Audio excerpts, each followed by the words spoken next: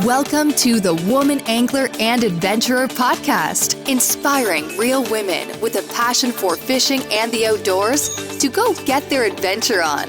Now, here's your host, Angie Scott and Barb Carey. Welcome to another 5-Minute Friday. My name is Barb Carey, and we're going to teach you this week how to stand up a broom. Kidding, I never got it to work. We're going to talk about unlocking the mysteries of a ratchet strap. Surprisingly, a lot of people don't know this, and I went for years struggling. You know, you get that big balled up mess in the middle of the ratchet, and you try to pull it out and loosen it, and you just kind of struggled until somebody showed me how to do it. Then it was like, well, duh, that's easy. So there's different kinds when you go to buy them. This is kind of a kind that just has teeth that hold the strap. You just feed the strap through the teeth. But if you're going to haul something like a ATV or a snowmobile, I don't really trust these that much. You know, I want the bigger ratchety kind that I can really ratchet down. Like this is a really big beefy ratchet system here. That's kind of a heavy duty one. But the kind that I like are the kind that have this built-in loop in the strap. So you can just go around something and hook it in the loop there. It's good for not marring your snowmobile or ATV or whatever it is that you have. It kind of, you know, you're not hooking it on something that could cause any scratching or anything.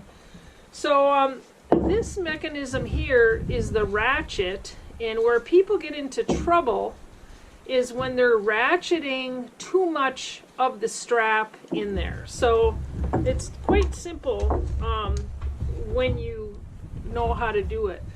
So there's two little mechanisms here that if you put your fingers in, you can push that on each side, and that unlocks that. So once that's tightened up, if you step on one end, pull these two, this just pulls through quite easily.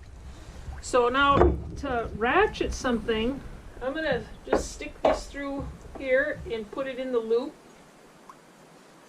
And I'll bring as much of this out as I can, and I'm going to hook it to the side loop on the trailer. And then I'm going to tighten this up. Before I start ratcheting, you pull as much of this through as you can before you start ratcheting it. That's where people get into trouble, is they start ratcheting too much of that through. So once I have it through, I pull it as tight as I can, and then I ratchet it.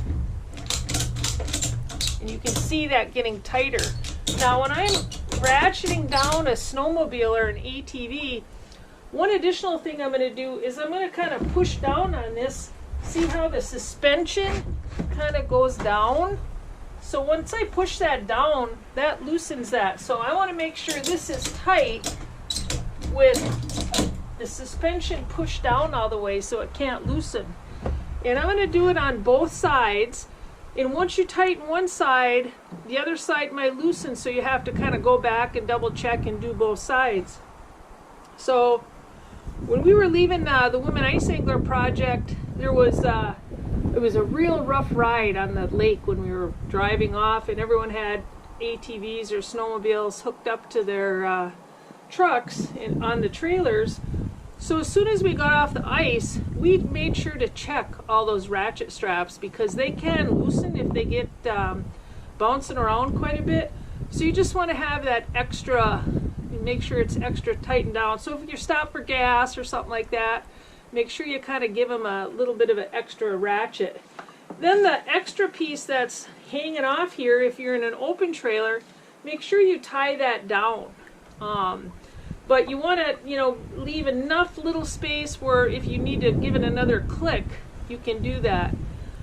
So then to release them, you just push this first button here. I'm just going to pull that, open it up all the way, and you'll hear it snap, and then you can just pull that right through.